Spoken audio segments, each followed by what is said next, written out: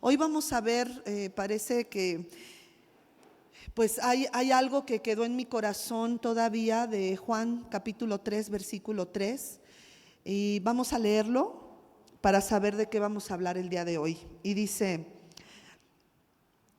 respondió Jesús y le dijo: de cierto te digo, que el que no naciere de arriba, recuerdan que eso significa nacer de nuevo, es nacer de arriba, no puede ver. ¿Qué significa ver? Participar. No puede participar en el reino de Dios. Y la palabra reino, bueno, las palabras reino de Dios me impactaron mucho en mi corazón. Empecé a hacer hace 2-3 semanas investigación acerca del reino de Dios. Ay, hermanos, los teólogos, hay muchísima información acerca de qué es el reino de Dios. Y en cada una de las explicaciones que leí, que escuché, entiendo que el reino de Dios abarca tanto que no podemos decir es esto o es aquello. Jesucristo le dijo a sus discípulos: el reino está entre nosotros, está en ustedes y entre nosotros. Entonces el reino es algo que no podemos ponerle el dedo y decir este es el reino. Por ejemplo, el Reino Unido sí le podemos poner el dedo en un mapa. Sabemos dónde está el reino, ¿verdad? Entonces hoy estaremos hablando acerca del reino de Dios. No me será posible terminar en un solo miércoles, y tampoco es mi deseo hacer un estudio extensivo y exhaustivo del reino de Dios, porque la Biblia, léela y ahí te vas a encontrar con tantas cosas que definen el reino de Dios entre nosotros, en mí, en la familia, es más, podemos traer el reino de Dios hasta en el trabajo. Me acuerdo hace algunos años que una mujer en Cuernavaca me invitó a compartir a su iglesia, pero me dijo: pastora, yo soy dueña de varios restaurantes en Cuernavaca, Dios me ha bendecido, y en cada uno de esos restaurantes no abrimos, pero no comienza nadie a cortar un ajo, una ensalada o una cebolla, si no oramos y meditamos, aunque sea en un versículo de la Biblia. Ellos ya saben, sean o no cristianos, o profesen alguna otra religión, yo lo hago así. Y de esa manera ella estaba trayendo el reino de Dios a su trabajo. Aquellos que abrazaron, dice que muchas personas así llegaron a conocer de Jesucristo y le entregaron su vida al Señor. Entonces podemos pedir que el reino de Dios venga a cada área donde nosotros tocamos y estamos de alguna manera influenciando, como padres, como trabajadores, como vecinos, como familiares de otros lugares, otras familias, ¿verdad? Que no viven en la misma casa. En fin, el Señor nos permite de alguna manera pedir que el reino venga, y por eso en el Padre Nuestro es una de las peticiones que hace el Padre Nuestro: venga tu reino. Entonces yo creo que cuando los discípulos escucharon esto, se dijeron: claro que venga tu reino. Y te voy a decir esto porque Jesús le dice esto que acabamos de leer en Juan 3:3: de cierto te digo, que el que no naciere de nuevo, el que no nace de arriba, no puede participar, ver el reino de Dios. Entonces vemos que esto se lo dice a Nicodemo. Nicodemo anhelaba entrar en el reino de Dios, en aquellos que eran redimidos, y con toda su religiosidad y vida restringida, él sabía que por dentro, ya lo comentamos, Nicodemo estaba podrido, mal, igual que todos nosotros. Mientras vivamos en esta tierra y este cuerpo nos defina, vamos a tener una guerra campal con el pecado. Y él anhelaba entonces entrar al reino, y como decíamos ya, él era hijo de Abraham, pero no era Dios su padre. Era descendiente de Abraham, pero no era su padre Dios. Entonces, en la religión de los fariseos se decía que todos los judíos, solo por ser judíos, entrarían al reino de Dios. Y por eso Jesús tenía que hacerle saber a Nicodemo que su religiosidad no lo iba a salvar. A menos, ahora, ellos decían en la Mishnah significa el estudio oral de las tradiciones judías. Esa es la Mishnah. Y la Mishnah se imprimió en algo que se llama la Torah. Bueno, de la Torah a la Mishnah. La Mishnah es la repetición oral. No toda la repetición oral y las tradiciones están correctas. Aunque se hayan pasado de generación a generación, hay tradiciones que invalidan la palabra de Dios. Por eso Jesús le dice, creo que es en Marcos 7, que Jesús le dice a los fariseos, sus tradiciones están invalidando la palabra de Dios. Entonces la Mishnah no es la palabra de Dios, es la tradición oral pasada de generación a generación. Y ya decíamos que si no nacieras de arriba, y hemos dado explicación de cómo es Dios el que activa o el que hace que ese nacimiento se lleve a cabo. Como cuando naciste físicamente, tú no tuviste nada que ver. Dios está tocando a la puerta de los corazones. Él está activando el nuevo nacimiento. Pero hay ciertas cosas que nosotros somos responsables de hacer. Eso lo veremos más adelante en esta noche. Pero hemos visto entonces quién es Nicodemo, cómo es que vino de noche. Pero ahora necesitamos entender que los fariseos esperaban un nuevo reino. Los fariseos esperaban un nuevo gobierno. Y Jesús le dice a Nicodemo, yo sé lo que ustedes los fariseos están esperando. Por eso antes de que él hiciera una pregunta, Jesús le dice, para entrar al reino necesitas nacer de nuevo. Entonces Nicodemo, seguramente como todos los fariseos de su tiempo y como los religiosos de este tiempo, creían que por ser hombres o mujeres estudiados, estudiosos de la palabra, y ellos no tenían que volver a nacer. El nuevo nacimiento solo era para los paganos. Por eso es que Nicodemo y puede llegar a ser hasta sarcástica la pregunta. ¿Es necesario que un hombre siendo viejo? Eso nos muestra que Nicodemo no era un joven, era un anciano. Porque dice, ¿cómo puede ser que un hombre anciano, un hombre viejo, vuelva a entrar a la matriz de su madre? Está haciendo una pregunta pues que es, pues, ¿cómo se puede decir? Pues tendría que ser o sarcástica o verdaderamente está haciendo la pregunta porque no entiende, está muy confundido. Y seguramente los discípulos también estaban confundidos, hermanos. Pero bueno, él tomaba la palabra de Dios en serio. Por eso Nicodemo está ahí. Porque él tomaba la palabra de Dios en serio, y ya demostramos hace unas semanas cómo es que Nicodemo, estudioso de la palabra de Dios del Antiguo Testamento, sabía que Dios iba a traer un nuevo nacimiento al corazón del pueblo de Israel. Entonces, tener una nueva vida es nacer de nuevo o nacer de arriba, como algunas versiones lo dicen. Ahora, en la Biblia, la palabra reino tiene dos significados principales. El reino, que es el gobierno, dominio o autoridad de un rey, en este caso el rey de reyes, y el territorio o la gente sobre la que él reina. Dos, el reino de Dios también se refiere al gobierno soberano de Dios sobre todo. Diga conmigo, sobre todo. Tanto el cielo como la tierra. En particular, el reinado futuro de Jesucristo como nuestro rey. Eso está en la palabra de Dios. Y así es como la Biblia habla de lo que es el reino. Ahora, si tú buscas la palabra, ¿qué significa reino? Te va a decir, es un territorio marcado y gobernado por monarquía. ¿Sí? Por eso nosotros tenemos una teocracia. Gracia de gobierno, teo, Dios. Nuestro gobierno no es monárquico, o sea, no es un hombre quien nos gobierna, sino es una teocracia, nos gobierna Dios. Ahora, hay varios significados de reino y lo vamos a ver en estas tres áreas. La primera área que quiero comentar rápidamente para que me dé tiempo de cubrir lo que estudié en estos 40 minutos.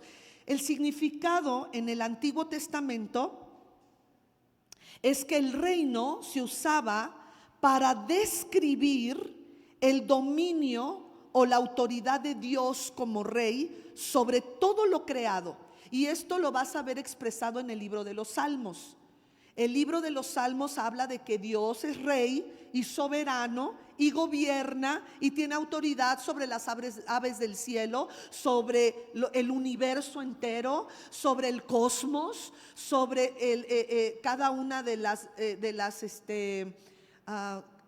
galaxias que conforman el universo, pero también tiene gobierno sobre lo que sucede en esta tierra. Eso lo vemos en el libro de Salmos y eso lo enseña el Antiguo Testamento, pero también en el contexto judío del siglo I, un reino era un dominio político real, era un gobierno tangible, era un rey de carne y hueso que tenía un gobierno sobre varios o muchísimos ciudadanos.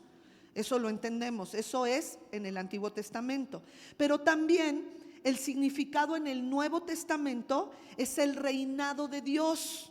En el Nuevo Testamento vemos el reinado de Dios que lo escribe el escritor de Hebreos, que no sabemos quién fue, creemos que fue Pablo, pero no sabemos. Empieza diciendo que quien creó todas las cosas, el libro de Hebreos, es por la palabra del poder de Dios, y Jesucristo que sostiene toda la vida por el poder de su palabra. Entonces vemos que se refiere al gobierno, la autoridad de Dios sobre toda la creación.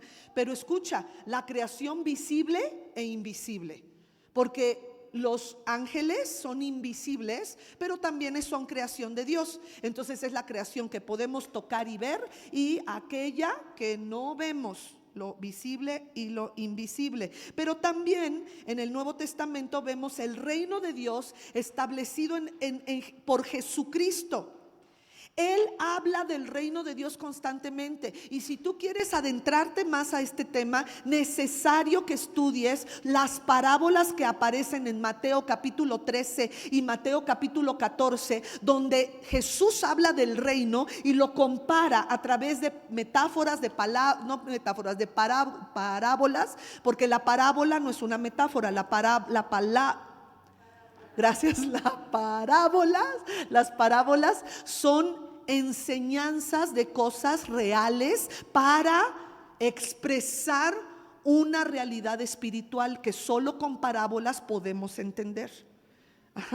Entonces el reino establecido por Jesús se refiere al gobierno de Dios que Jesús inauguró al venir a la tierra, y se manifiesta a través de quienes viven según sus principios y valores. Entonces, si tú y yo vivimos según los principios y valores que Jesucristo nos vino a enseñar, estamos participando o viendo o expresándonos en el reino de Dios.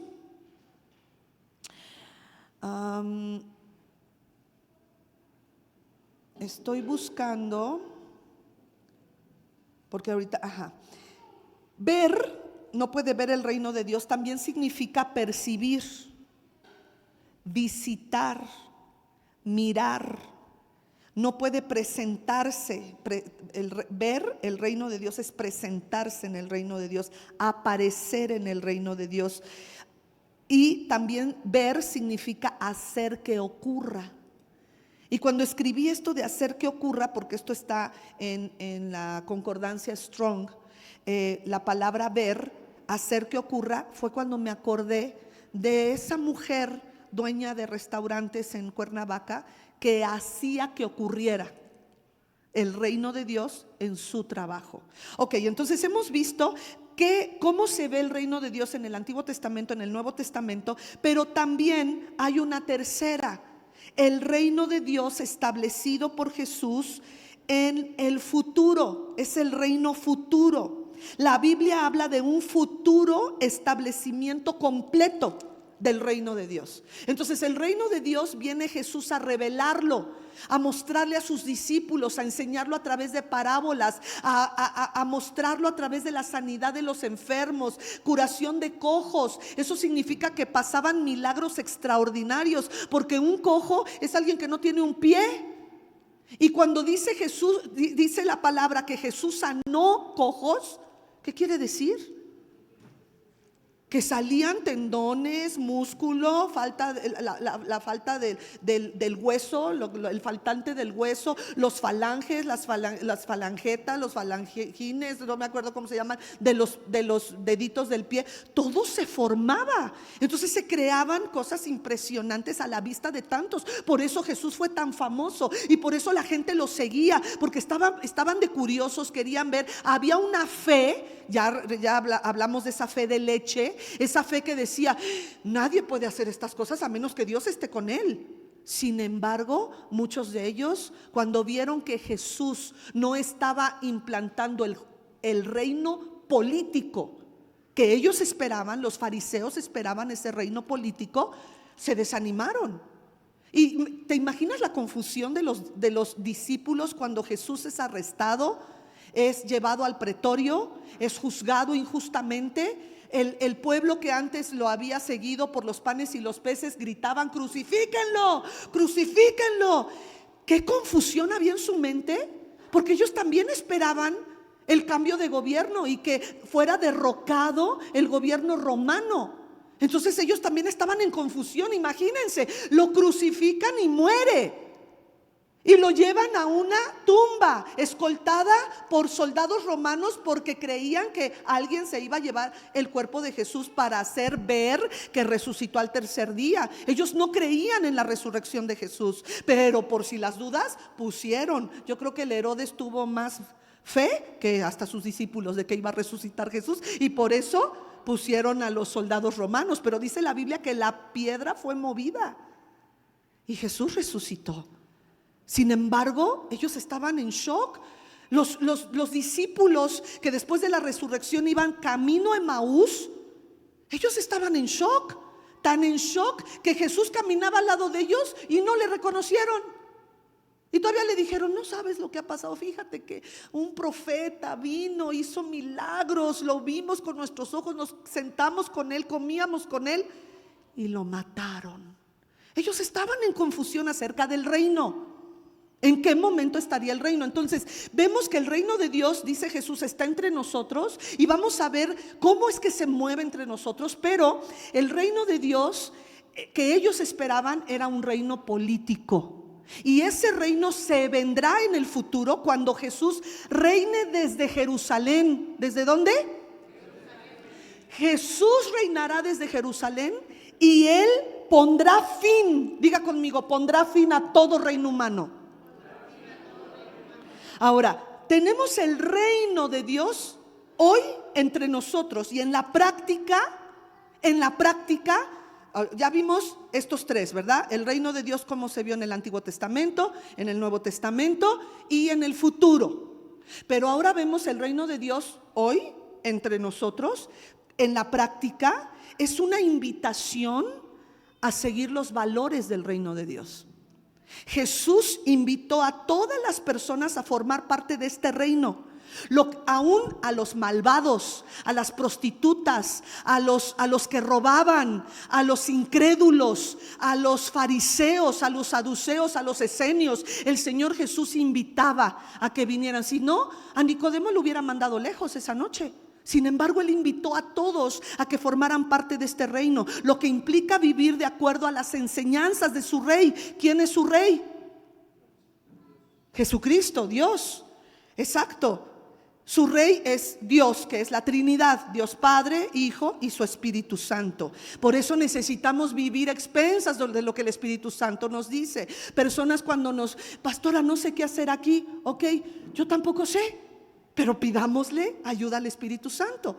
Y nos volvemos a ver y ya me dices qué te dijo Dios. Y Dios siempre habla. Si lees la Biblia, si oras, si te congregas, si escuchas canciones que exaltan la maravilla de Dios y son alabanzas y adoración, vas a ser movido hacia donde Dios quiere que tú tomes la decisión. Si te vas a cambiar de casa, si te vas a cambiar de ciudad, si te vas a cambiar de colonia, si te vas a cambiar de trabajo, si te vas a cambiar de look. Hasta eso puedes preguntarle a Dios.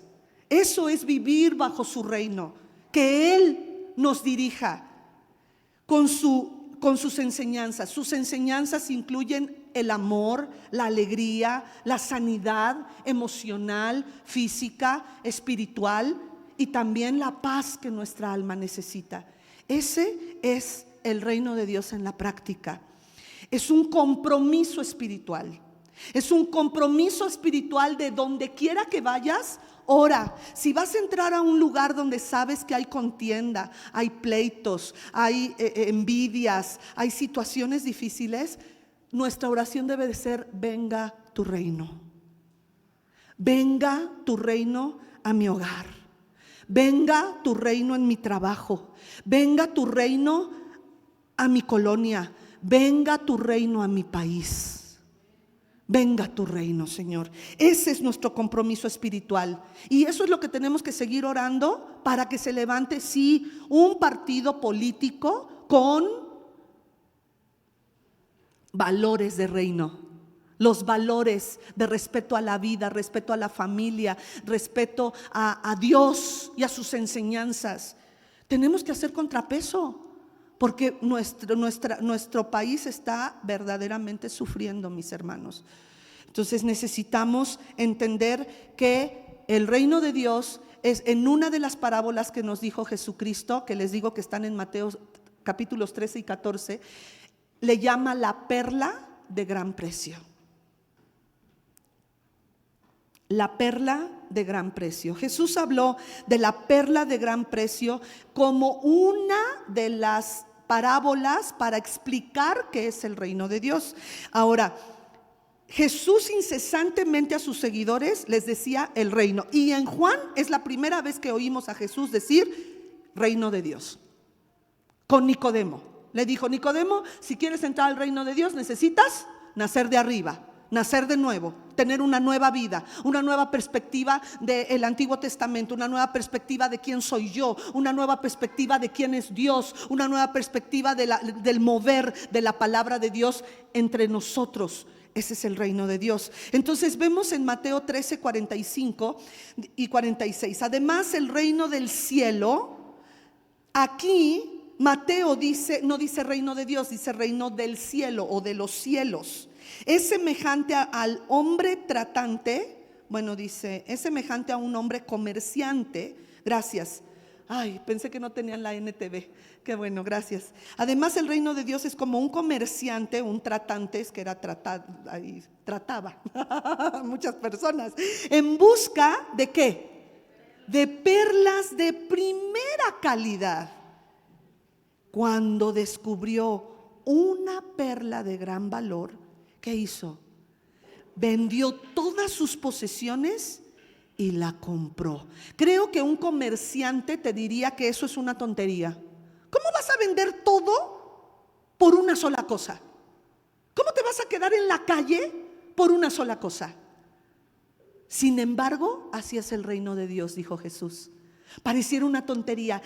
De hecho, Jesús enfatizó que el reino de Dios es tan valioso que vale la pena sacrificar todo lo demás para poder entrar en el reino de Dios. Es más, vámonos al versículo 44 de Mateo 13. El reino del cielo es como un tesoro escondido que un hombre descubrió en un campo. En medio de su entusiasmo lo escondió nuevamente y otra vez, igual que la perla de gran precio, vendió todas sus posesiones a fin de juntar el dinero suficiente para comprar el campo. Entonces, vemos aquí tanto en este tesoro como en la perla de gran precio que el reino de los cielos o entrar al reino de Dios nos va a costar todo. Todo en esta tierra no vale la pena con tal de alcanzar, entrar nosotros al reino de Dios. Nos va a costar todo, hermanos. nos va a costar todo, pero dice que es la perla de gran precio, o sea, no tiene comparación alguna de valor, de costo, de riqueza, porque cuando compramos algo que nos gusta, lo valoramos, lo valuamos altamente y decimos, que nadie me agarre esto, porque es mi tesoro, y lo guardamos, y lo cuidamos, y a veces lo cuidamos tanto que decimos, ¿dónde lo puse? ¿O soy yo la única? No, no lo encuentro. No encuentro una esclava que me dio mamá a los 11 años y hace unos meses la traía y dije, ay, no se me vaya a perder. La guardé y no me acuerdo dónde la guardé. Pero cuando nosotros tenemos algo que evaluamos altamente, ya sea por su valor monetario o por su valor sentimental, nos apegamos a ello. Pero aquí el Señor dice que el reino de los cielos, ahora véase, Juan dice el reino de Dios, Mateo dice el reino de los cielos, y en algún momento le pregunté a un pastor cuál era la diferencia. Entonces dice, bueno, el reino de Dios está entre nosotros y el reino de los cielos es como que el ámbito espiritual. Pero llegué a la conclusión, igual que otros teólogos, que el reino de Dios y el reino de los cielos es sinónimo. Porque al fin y al cabo es el reino de Dios que está en los cielos y en la tierra. Entonces el reino de los cielos y el reino de Dios es un sinónimo. Así es como llegué yo a esta conclusión, como muchos otros. Querer ser igual, ponerle el dedo y decir el reino del cielo es este y el reino de Dios es este, pues es lo mismo, porque el reino de Dios, Él es rey de todo, tanto de los cielos como de la tierra. Amén. Entonces, en medio de su entusiasmo, sin embargo, el enemigo, que es un ser espiritual astuto y extraordinariamente perverso, desvió a la humanidad desde el Edén, haciéndole creer todo tipo de filosofías y religiones separadas de Dios. Satanás le ofreció a Eva conocimiento fuera de Dios. ¿Sabe Dios que el día que comas de esto serás igual que Él? Entonces le estaba ofreciendo conocimiento separado de Dios. Y Satanás seguirá haciendo eso hasta que Cristo venga y por 1000 años lo ate y después sea echado al lago de fuego y azufre, que no es el infierno es la antesala para el lago de fuego y azufre que habla el libro de Apocalipsis. Vámonos a Apocalipsis 12:9. Este dragón, la serpiente antigua, llamado diablo o Satanás, el que engaña, Satanás es engañador, el que engaña al mundo entero, no tiene misericordia. Él quiere engañarte a ti, a mí, a todos los que pueda engañar lo va a hacer. El que engaña al mundo entero fue lanzado a la tierra junto con todos sus ángeles. Y esto está hablando, lo vemos también en Mateo capítulo 4, como Jesús dice, yo vi a Satanás caer del cielo como un rayo a la tierra. Entonces vemos que Satanás está tratando de desviarnos del reino de Dios, a su reino, al reino de las tinieblas. Y vámonos a Efesios 2:12, dice, en estos tiempos ustedes vivían apartados de Cristo. Estábamos ¿dónde? En el reino de Satanás. No se les permitía ser ciudadanos de Israel. Ojo lo que dice el apóstol Pablo. No se les permitía ser ciudadanos de Israel y no conocían las promesas del pacto que Dios había hecho con ellos. Ustedes vivían en este mundo sin Dios y sin esperanza. Hermanos, el reino de Dios también lo podríamos ver como aquellos que somos ciudadanos de Israel. ¿Por qué? Por lo que te acabo de explicar. Jesús reinará sobre el mundo entero. ¿Desde dónde? Solo que a veces leemos la Biblia con ojos demasiado fuera de lo que dice la palabra. Pero Dios siempre ha intentado que su pueblo, desafortunadamente los israelitas se han apartado de Dios completamente, no reconocieron a Jesús como su Mesías, y eso es lo que tiene a Israel hundido en tantos y tantas situaciones que fueron profetizadas en el libro de Daniel. Lo que Israel está viviendo y lo que vivió durante la Segunda Guerra Mundial fue profetizado por Daniel, por Ezequiel, por Isaías. Y lo que Dios dice, se cumple. Entonces dice que tú y yo estábamos fuera del reino de Israel, fuera del reino de Dios. Dicho sea de paso, pues como decíamos, imagínate, a veces, como digo, leemos la Biblia con ojos demasiado apartados de la intención de Dios de restaurar al mundo a través de Israel. Por eso Jesús reinará desde Jerusalén. Entonces, cuando te cuento, ¿no?, de cómo los discípulos estaban desesperados porque Jesús pusiera el reino político y echara fuera a todos los romanos, pues ¿quién crees que se desesperó? Judas. Judas estaba desesperado porque Jesús destronara a Herodes y quitara todo y levantara un ejército en contra de ¿cómo se dice? No es ubicación, contra el gobierno político de Roma sobre ellos. Y él se desesperó y cuando se dio cuenta que Jesús no iba a hacer lo que él quería, lo traicionó. Vámonos a 2 Corintios 11, 13 y 14. Estos individuos son falsos apóstoles. Sí, se levantan falsos apóstoles. Son obreros engañosos que se disfrazan de apóstoles de Cristo. Estos, movidos por Satanás, están haciendo mucho daño a la iglesia de Cristo. Pero no me sorprende para nada. Aún Satanás se disfraza de ángel de luz. Así que no es de sorprenderse que los que los sirven también se disfracen de siervos de la justicia. Al final recibirán el castigo que sus acciones perversas merecen. Hasta ahí. La siguiente pregunta es: ¿puedo yo entrar en el reino de Dios? ¿Usted qué dice? Bueno, pero ¿sabe por qué? Así es, por los méritos de Cristo. Pero vamos a ver bíblicamente sostener eso. Yo y cualquiera puede entrar al reino de Dios, claro que sí.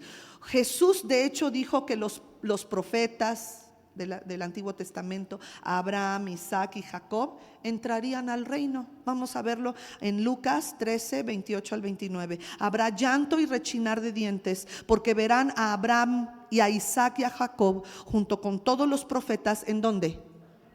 En el reino de Dios. Pero ustedes serán echados fuera. Versículo 29. Y vendrán personas de todas partes del mundo. Ahí están los mexicanos, ¡yeah!, del oriente y del occidente, del norte y del sur, para ocupar sus lugares. ¿Dónde? En el reino de Dios. Hermano, hermana, dele un aplauso al Señor. Sí, sí, sí. Y esfuércese por seguir y entrar. Si no estás, entra en el reino de Dios. Ahora, en un relato paralelo a Lucas 13, vámonos a Mateo 8, 11. Y les digo que muchos gentiles, ahí están, les digo, los mexicanos. ¿Qué son los gentiles? ¿Recuerdan?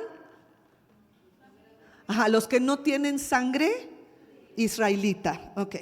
Dice: muchos gentiles vendrán de todas partes del mundo, del oriente y del occidente, y se sentarán con Abraham. Le vamos a decir: ¿qué onda, Abraham? ¿Qué onda, Isaac? ¿Qué onda, Jacob? Platícame, ¿no? Nos vamos a sentar con ellos en la fiesta ¿de qué? Del reino del cielo. ¿Se dan cuenta que allá en Lucas dijo reino de Dios y aquí dice reino del cielo? Entonces, por eso te digo que llegamos a un entendimiento que son sinónimos. Justo antes del martirio y subsecuente muerte de nuestro Señor Jesucristo en la cruz, Jesús le dijo a sus discípulos, vámonos a Lucas 22, 28 al 30, y les digo que muchos gentiles, esto ya lo dice Jesús, ¿verdad? También les digo que muchos gentiles vendrán de todas partes del mundo. No, estoy en Lucas 22. Gracias. Lucas 22, 28 dice: ustedes han estado conmigo durante mis tiempos de prueba, así como mi Padre me concedió un reino, a Jesús se lo concedió, es el reino de Dios. Yo ahora les concedo, por ser rey, el derecho de comer y beber a mi mesa. Acuérdese que comer y beber en una mesa con otras personas es cuestión de pacto. A mi mesa. Y se sentarán ¿sobre qué? Tronos, y juzgarán a las 12 tribus de Israel. Wow. También la palabra del Señor dice en Apocalipsis que levantará de entre nosotros gobernantes que juzgarán. La palabra juzgar significa, no sé si ahí está. La palabra juzgar significa liderar, guiar, entrenar y enseñar. Entonces, si se porta bien, pídale su alcaldía. El Señor sabrá qué hacer, ¿verdad? Pero Él dice que va a poner a sus hijos, a los siervos, porque aquí dice que vendrán gentiles a tomar el lugar que le correspondía a muchos que no quisieron y rechazaron a Jesús como el Mesías. Entonces, el apóstol Pablo llega el momento que, dándose cuenta de la inminencia de su muerte, le escribe a Timoteo, su hijo espiritual. Vámonos a 2 de Timoteo 4:8. Ahora me espera el premio. Fíjese, qué chido decir ya me voy a morir. Es lo que está diciendo, ya me voy a morir, me espera el premio. ¿Quiere usted llegar así? Sin miedo a la muerte. Me espera el premio, la corona de justicia. ¿Quién lleva una corona? Un rey. Él sabe que va a ser coronado. La corona de justicia que el Señor, el juez justo, me dará el día de su regreso. Y me dará el premio. Y el premio no es solo para mí, sino ¿para quién? Para todos los que esperan con anhelo su venida. Por eso Apocalipsis termina diciendo, el Espíritu y la novia, la iglesia, dicen: ven, ven Señor Jesús, no tardes más. Ven Señor Jesús. Pero no le diga ven Señor porque ya estoy harto de mis problemas. Ven Señor porque ya estoy harta de esta situación en mi familia. No, ven Señor Jesús para que sea la consumación de todas las cosas y se cumpla tu reino, destruyendo todos los gobiernos humanos en esta tierra, porque los gobiernos de esta tierra son injustos, corruptos, malvados. Pero cuando venga Jesús, Él reinará sobre toda la tierra y sus naciones. Entonces, ¿qué dice Pablo? Que no solo para Él es el premio, y la corona, sino para todos los verdaderos cristianos que participan y tienen parte en el reino de Dios. Es para todos aquellos cristianos verdaderos. Amén. Ahora, siguiente pregunta: ¿cuáles son las fronteras del reino de Dios? ¿Cuál crees que es la frontera del reino de Dios?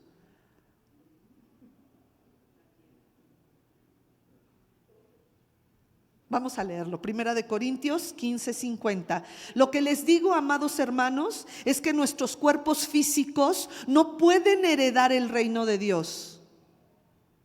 Estos cuerpos que mueren no pueden heredar ¿qué? Lo que dura para siempre. Entonces, ¿tiene confines, tiene fronteras? No hay fronteras en el reino de Dios. No tiene fronteras. Es sempiterno el reino de Dios. Es para siempre y abarca todo lo creado. Entonces, Pablo se enfoca en nuestra presente humanidad y mortalidad y nos dice: este cuerpo es solo el campo de entrenamiento para el verdadero reino. Así es que es cuando nos damos cuenta de que el reino de Dios es una realidad. Ay, hermano, hermana, ya si te casaste, si no te casaste, si tuviste hijos, si tuviste una gran casa, si tuviste éxito en tus negocios o no los tuviste, ya pasa a segundo término.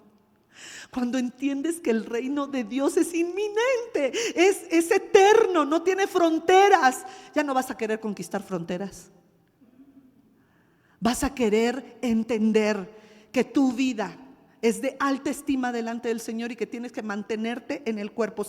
Nuestros cuerpos envejecen, se deterioran. No podemos existir permanentemente en este cuerpo físico. Por eso el apóstol Pablo dice, estos cuerpos no heredarán el reino de Dios. ¿Cómo entonces, pregunta, cómo entonces entro en el reino si es espiritual? ¿Cómo entonces soy parte de este reino? Vámonos a 1 Corintios 15, 51 al 53.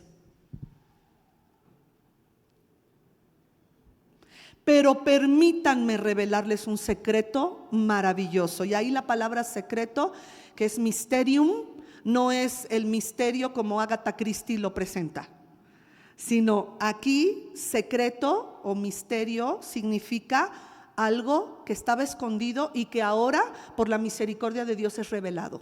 ¿Ok? Entonces les revelo, ahí viene el secreto, el misterio maravilloso.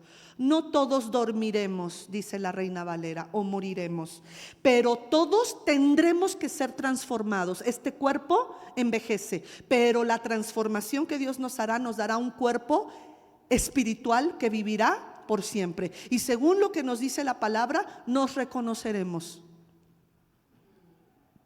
Porque si el hombre rico reconoció al pobre Lázaro en el seno de Abraham, pues quiere decir que nos vamos a ser reconocibles. Vamos a seguir.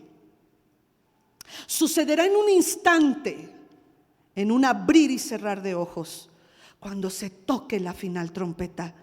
Porque cuando suene la trompeta, los que hayan muerto en Cristo resucitarán para vivir por siempre. Y nosotros, los que estemos vivos, también seremos transformados. Pues nuestros cuerpos mortales tienen que ser transformados en cuerpos que nunca morirán. Nuestros cuerpos mortales deben ser transformados en cuerpos inmortales. Vámonos a Filipenses 3, versículo 20 al 21. En cambio nosotros somos ¿qué? Fíjese, sí, también somos mexicanos, pero lo más importante es que somos ciudadanos del cielo, donde vive el Señor Jesucristo, y esperamos con mucho anhelo que Él regrese como nuestro Salvador. Aleluya.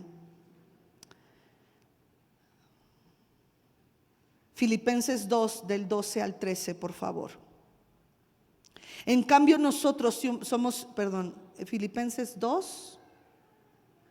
Gracias. Queridos amigos, siempre siguieron mis instrucciones cuando estaba con ustedes, y ahora que estoy lejos, y aún más importante que lo hagan. Versículo 13. Esfuércense. ¿Por qué? Por demostrar los resultados de su salvación. Esto es pertenecer al reino, ser gente sumisa, sujeta y obediente a los valores del reino, por demostrar los resultados de su salvación, obedeciendo a Dios con profunda reverencia y temor. Lo que está diciendo en la Reina Valera es: ocúpense de su salvación con temor y temblor. ¿Qué significa? Que si yo como ciudadana mexicana me voy a París y allá mato a alguien, no por ser ciudadana mexicana me voy a salvar, ¿verdad que no? Yo necesito, aunque no sea ciudadana francesa, necesito alinearme a las leyes de Francia. A lo mejor yo digo, es que en México no pasa nada, matan a la gente y no pasa nada. Desafortunadamente muchos piensan así, y desafortunadamente para muchas familias que han perdido un ser amado con violencia, así se sienten. En México matas y no pasa nada. Y como soy mexicana, ¿puedo ir a París a matar? No. Lo que significa de cuidar nuestra ciudadanía con temor y temblor es alinearnos por la derecha.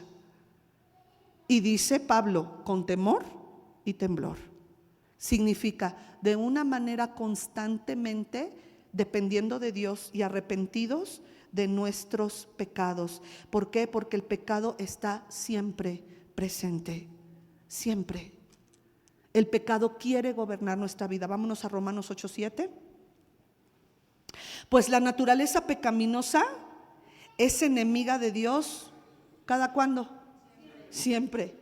Nunca la naturaleza pecaminosa o la carne nunca obedeció las leyes de Dios y jamás lo hará. Entonces tú y yo necesitamos cuidar esta salvación con temor y temblor. ¿Por qué? Porque tenemos una enemiga interna, que es nuestra carne, nuestro deseo de no someterse, de sacar con violencia, pisar a quien sea con tal de llegar al éxito, no importarme los sentimientos de los que están alrededor de mí. Eso no es del reino. Por eso es que esta carne tiene que menguar y esta carne tiene que ser crucificada. ¿Cada cuándo? Todos los días, porque cada mañana resucita. Cada mañana resucita nuestra carnota y en cuanto abrimos los ojos ya está bien viva. Y otra vez tienes que volver a matarla y a decir: no vas a hacer tu voluntad, no vas a contestar como tú quisieras, no vas a hacer tu voluntad. Tienes una buena idea y te dijeron que no, mata tu carne, échele humildad, no te enojes, aguante vara. Porque no se van a hacer las cosas como tú quieres, sino como Dios diga. Y Dios por eso ha puesto autoridades. Si tu autoridad se equivoca, ¿quién crees que va a dar cuentas a Dios? Por eso el Señor Jesús dice a través de Santiago: no se hagan maestros de otros, porque recibirán mayor condenación. Si te equivocas, será mayor tu condenación. Entonces descansa. Si estás bajo autoridad y bajo sujeción, descansa. Mi pastora se equivocó, pues ora por mí, por favor, porque a mí me da cosa, me tiemblan las patitas. Hermanos, como le repito, aquí en la tierra se arreglan las cosas. Si tienes problemas con algún familiar, aquí en la tierra se pide perdón, aquí en la tierra se perdona. Llegando al cielo no se arregla nada. Allá vas a dar cuentas de tu falta de perdón, allá vas a dar cuentas de tu falta de pedir perdón, allá vas a dar cuentas del rencor que tuviste en la tierra, allá en el juicio vas a dar cuentas. Entonces aquí se arregla todo. Debemos de tener conciencia de los fracasos que ya hemos experimentado. Aprende de esos fracasos, ten conciencia de las cosas que hiciste mal, pero también perdona a aquellos que te lastimaron durante el proceso de tu fracaso. El pecado se opone escarnecidamente a nuestra salvación. El pecado va a estar ahí viviendo porque nuestra carne se alimenta del pecado. Por eso Dios le dijo a la serpiente: sobre tu pecho andarás y polvo comerás todos los días de tu vida. ¿Y de qué fue hecho Adán? Del polvo. Entonces Satanás se alimenta del pecado, por eso nos empuja a pecar, porque nuestra carnota, que es el polvo, está vendida al pecado. Vámonos a Romanos 6:23.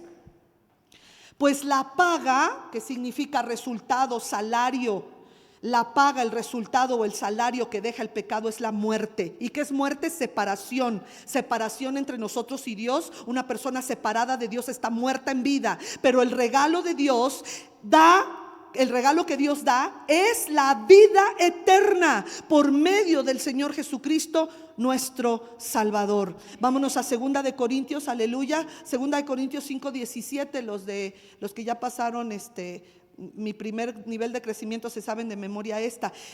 2 de Corintios 5:17. Esto significa que todo el que pertenece a Cristo se ha convertido en una nueva persona. Ahí está el nuevo nacimiento, ese nacimiento que viene del cielo. La vida antigua en la carne se supone que ha pasado, pero a veces resucita, ¿verdad? Entonces necesitamos mantenerla crucificada. Una nueva vida ha comenzado.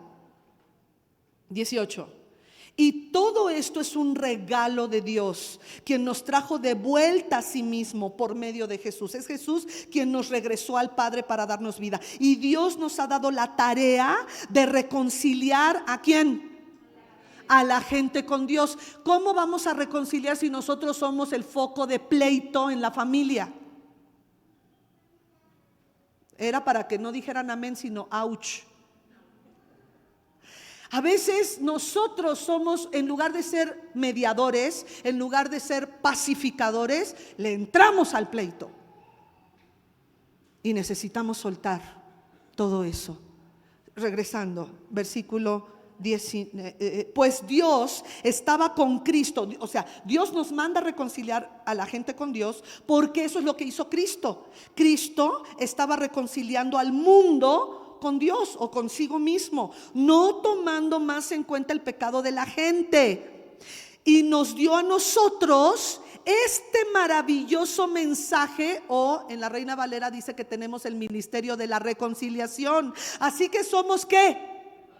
Fíjese, del reino. Nosotros somos embajadores del reino. Esta tierra no es nuestra. Este mundo, el cosmos, que está gobernado por Satanás, nosotros no somos ciudadanos del reino de Satanás, del cosmos. Nosotros somos ciudadanos del reino. Y porque estamos aquí como extranjeros, necesitamos ser embajadores. ¿Para qué? Para traer a otros a conocer el reino de Dios. Y somos embajadores de Cristo. Dios hace su llamado por medio de nosotros, y hablamos en nombre de Cristo cuando les rogamos: vuelvan a Dios. Ese es el mensaje que debemos de dar: vuelvan a Dios. Primera de Juan 3:4. Todo el que peca viola, transgrede la ley de Dios, porque todo pecado va en contra de la ley de Dios. Y ustedes saben, hasta el versículo, pues ya nada más. Entonces, todo pecado transgrede la ley de Dios. Vámonos a Santiago 2, 8 y 9. Por supuesto, hacen bien cuando obedecen la ley suprema, tal como aparece en las Escrituras: ama a tu prójimo como a ti mismo. Pero si favorecen más a algunas personas que a otras, cometen pecado. Son culpables de violar la ley. Entonces Dios nos dice que no hagamos acepción de personas, que tratemos a un rico así como tratamos a un rico y famoso, así tenemos que tratar a un pobre y a alguien que está en el anonimato, que nadie conoce. En la misma manera de respeto, así tenemos que tratar a los demás. Y eso es parte de vivir en el reino de Dios. ¿Todavía aguantan? ¿Sí estamos chidos? Ok. Dios el Padre entonces aplica el sacrificio de su Hijo al individuo humillado y arrepentido. O sea, yo entro al reino de Dios cuando me humillo y me arrepiento. Hermanos, yo te pido que puedas orar a Dios y decirle: Señor, dime en qué áreas yo tengo que cambiar. Porque sinceramente a veces no nos damos cuenta de nuestros errores. Y no sabemos cómo nuestras palabras están lastimando a la persona que más amamos. Nuestras actitudes están hiriendo a las personas más cercanas a nosotros. ¿Por qué? Porque, repito, el pecado está aquí en esta carne, y nuestra carne se refleja a través de nuestro carácter. Lo que Dios anhela es que nosotros tengamos el carácter de Cristo. ¿Y cómo es el carácter de Cristo? Es el fruto del Espíritu Santo, que es amor, una persona amable; amor, gozo, una persona gozosa; amor, gozo, paz, una persona que en medio de las dificultades vive en paz. ¿Qué sigue? Paciencia, una persona que no es desesperada. Qué difícil. Paciencia, benignidad, bondad, fe, mansedumbre, templanza. Y contra tales cosas no hay ley humana que pueda contra ellos. No hay ley celestial, no hay ley infernal que pueda contra todo esto. Entonces Dios el Padre aplica el sacrificio de nuestro Señor Jesucristo al individuo humillado y arrepentido. ¿Cómo entro al reino de Dios? Con arrepentimiento. Me llamó la atención que ayer en la mesa redonda que hicimos en Mujer de Pacto, una de las panelistas, si se pudiera decir así, dijo que en descanso y en reposo significa: en arrepentimiento y descanso o reposo será nuestra salvación. Entonces ese es el mensaje del reino: arrepentimiento. ¿Por qué? Porque Dios sabe que no podemos con esta carne. Hoy la palabra profética decía: no puedes, ven a mí. No puedes tú solo, no puedes tú sola. Entonces vámonos a primera de Juan 1, 7 al 9 rápidamente, lo que es el arrepentimiento. Y si vivimos en la luz, así como Dios está en la luz, entonces tenemos comunión unos con otros. Una persona que se aísla no está en luz. Una persona que termina el servicio y se va sin tener comunión unos con otros no está viviendo en luz. Y no es para andar juzgando a los que se van rápido, sino más bien aquellos, porque hay personas que trabajan el domingo y se tienen que ir rápido, y no por eso no quiere decir, sino tú sabes la actitud que tú estás teniendo hacia la coinonía del cuerpo de Cristo. Entonces dice que los que están en luz, dice, y la sangre, los que están en luz estamos en comunión, y la sangre de Jesús su Hijo, ¿qué hace? Nos limpia de todo pecado. Versículo 8. Si afirmamos que no tenemos pecado, mentimos. Lo único que hacemos es engañarnos a nosotros mismos y no vivimos en la verdad. Todos pecamos, pero aunque sabemos que pecamos, tenemos un recurso: confesar nuestros pecados a Dios. Él es fiel y justo para perdonarnos nuestros pecados y limpiarnos de toda maldad. Entonces, hermanos, la llave para entrar al reino de Dios, se lo dijo a Nicodemo, volver a nacer. Volver a nacer lo hace Dios, pero ahora mi responsabilidad es el arrepentimiento. El arrepentimiento es mi llave de acceso, es mi pasaporte para entrar y naturalizarme ciudadano del reino de Dios. Dele un aplauso al Señor, por favor. Qué bonito. ¿Cuándo es el mejor momento para llegar al reino de Dios? ¿Cuándo es el mejor momento de arrepentirse? Eso, muy bien, iglesia. Hoy, ahora es el mejor momento para arrepentirnos. Hechos 17:30, por favor. En la antigüedad Dios pasó por alto la ignorancia de la gente acerca de estas cosas. Pero ahora Él manda, ya no somos ignorantes, Él manda que todo el mundo en todas partes se arrepienta de sus pecados y vuelva al reino, vuelva a Él. Marcos capítulo 1, versículo 14 y 15. Más tarde, después del arresto de Juan, Jesús entró en Galilea, Juan el Bautista, donde predicó la buena noticia de Dios. En la Reina Valera creo que dice la buena noticia del reino de Dios.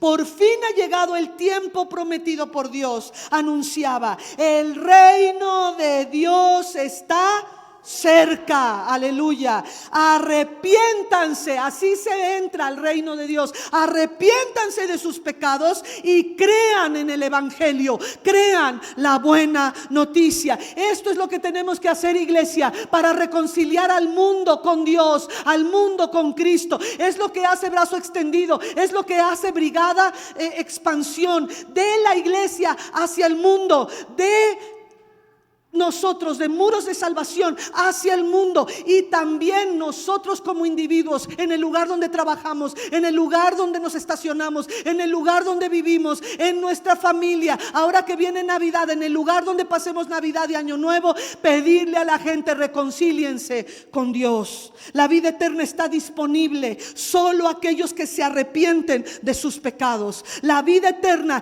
y ser parte del reino de los cielos o el reino de Dios es aquellos que se arrepienten de sus pecados. Romanos 3:23.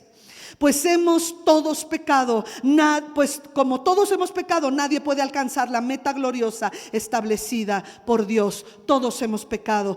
Efesios 4:28. Si eres ladrón, dice el Señor, pues deja de robar. En cambio, usa tus manos en un buen trabajo digno y luego comparte generosamente con los que tienen necesidad. Qué difícil para un ladrón compartir. Si vivía de lo ajeno, ahora Dios le está pidiendo: trabaja, y no solamente estoy pidiéndote que trabajes para que dejes de robar, da a los que tienen necesidad. Mateo 3:8. Demuestren con su forma de vivir. Esto es el reino, hermanos, nuestra forma de vivir, el reino en la práctica. Demuestren con su forma de vivir que se han arrepentido de sus pecados y han vuelto a Dios. En otras palabras, hermanos, este versículo nos acaba de decir que profesar conocer a Dios, ir a la iglesia, pagar diezmos y ofrendas, no es suficiente. Necesitamos demostrar un cambio en nuestra vida, en nuestra manera de tratar a los demás, en nuestro carácter, en las debilidades de nuestro temperamento. Hermanos, necesitamos tan siquiera intentarlo. Y como hoy nos decía la palabra profética, no podemos solos. Señor, ocupo cambiar mi manera de hablarle a mi hijo, a mi hija, que estoy enojada contra ellos, o cambiarle mi manera de hablarle a mi cónyuge, que no lo soporto, necesito una nueva vida. Y esa vida solo puede venir de arriba. Tito 1:16. Tales personas afirman que conocen a Dios, pero lo niegan con su manera de vivir. Son detestables y desobedientes, no sirven para hacer nada nuevo. Nada bueno. Qué fuerte, ¿verdad? Espero que de esa no hayan dicho ouch. Primera de Juan 2, 3 al 6. Podemos estar seguros de que conocemos a Dios, estamos en el reino, si obedecemos sus mandamientos. Entonces, hermanos, el profesar la fe en nuestro Señor Jesucristo no es suficiente para ser ciudadanos del reino. Necesitamos cuidar con temor y temblor nuestra salvación y nuestra ciudadanía. Salmo 51. ¿Ya leí hasta el 6? Siguiente. Si alguien afirma, yo conozco a Dios, pero no obedece los mandamientos de Dios, es un mentiroso y no vive en la verdad. Pero los que obedecen la palabra de Dios, ¿qué hacen? Eso, demuestran verdaderamente cuánto lo aman con su carácter. Así es como sabemos que vivimos en Él. Versículo 6. Los que dicen que viven en Dios, deben vivir como Jesús vivió. Así o más claro. Eso significa cristiano, Cristos pequeños, revestidos de Cristo, perdón. Entonces vámonos a terminar como último punto. El arrepentimiento produce un corazón humilde y sumiso. Y esto es lo que enseñamos en la administración personal. En la administración personal, hace muchísimos años yo oí de un pastor decir: ¿quieres huir de la rebeldía y de la necedad contra Dios? ¿Quieres huir de la desobediencia? Necesitas SOS. Sujeción. Ya sé que dice save our souls, ¿no? Porque nos morimos, sálvenos que nos morimos. Pero acuérdate del SOS. Para entrar al reino y para vivir en el reino se necesita gente obediente a Dios y sumisa a Dios. La primera S, sujeción. La sujeción es una decisión de decir: esa persona está por encima de mí en autoridad y lo reconozco. Eso es sujeción. Si viniera aquí Claudia Sheinbaum, sujeción es decir: reconozco que ella es la presidenta del Estado mayor en autoridad en México. Ella es. Eso es sujeción. Lo reconozco. La sujeción a Dios y a las autoridades es absoluta. La O, esa es la primera S, la O de obediencia. La obediencia a Dios es absoluta. La obediencia al mundo y a los seres humanos es relativa.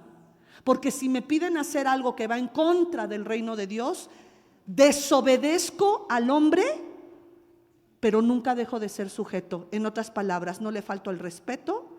Digo: yo sé que tú estás en autoridad, pero no puedo firmar ese cheque en blanco.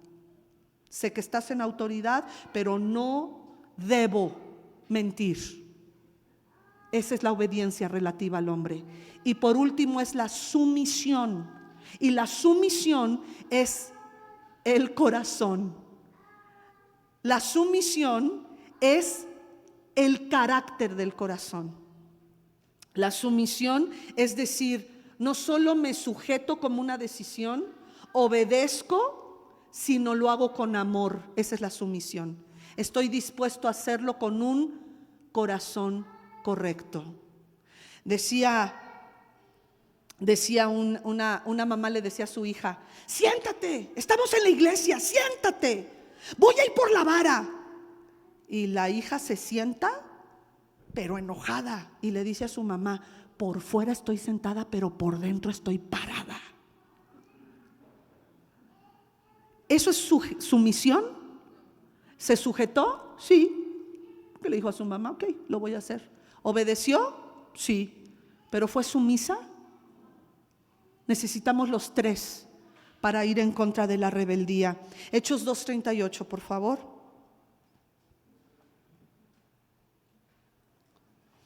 Pedro contestó: cada uno de ustedes debe arrepentirse de sus pecados y volver al reino de Dios o a Dios, y ser bautizados en el nombre de Jesucristo para el perdón de sus pecados.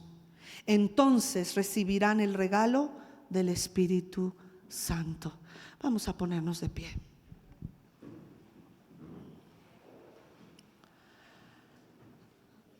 Como les digo, este tema, vimos bastante Biblia. Este tema es muy grande, muy largo, pero creo que nos da luz de entender por qué Jesús le dijo a Nicodemo: Nicodemo, ustedes están preocupados por el reino político, ustedes están preocupados por la ocupación romana en la tierra de Israel. Sin embargo, para entrar al reino de Dios necesitas volver a nacer. Necesitas un nuevo pasaporte, necesitas una nueva ciudadanía, y eso nos hace a nosotros ser ciudadanos del reino. Hermanos, si hemos nacido de nuevo, quiere decir que Dios no solamente trajo este nuevo nacimiento, sino que nosotros respondemos en arrepentimiento. El arrepentimiento es el acceso para entrar, es la visa para después naturalizarnos a través de la práctica del reino de Dios en nuestra vida privada y establecer el reino de Dios ahí donde nosotros estamos viviendo. Tú puedes, iglesia. No es solo responsabilidad del liderazgo, no es responsabilidad de una, dos o tres personas en el liderazgo, es responsabilidad de todos nosotros, porque acabamos de leer que Jesús nos hizo embajadores de este reino. ¿Por qué embajadores? Porque en esta tierra somos extranjeros y advenedizos. Somos extranjeros, no pertenecemos a este mundo. Si pierdes una casa, si pierdes un trabajo, si pierdes riquezas, que tu mirada no esté en lo que perdiste, que tu mirada esté en el reino de Dios. Poner la mirada en las cosas de arriba, donde el hollín y el polvo no corrompen, no se corrompe. Entonces, lo que pierdas en esta tierra no tiene problema, mi hermano. El reino de Dios es para siempre, es eterno, es sempiterno, es eterno, es para siempre, pero también no tiene fronteras. Lo que necesitamos conquistar es nuestro corazón y decirle a nuestra carne: hoy tú no gobiernas, gobierna Cristo. Hoy tú no gobiernas mis decisiones, las gobierna Dios. Vamos a adorarlo.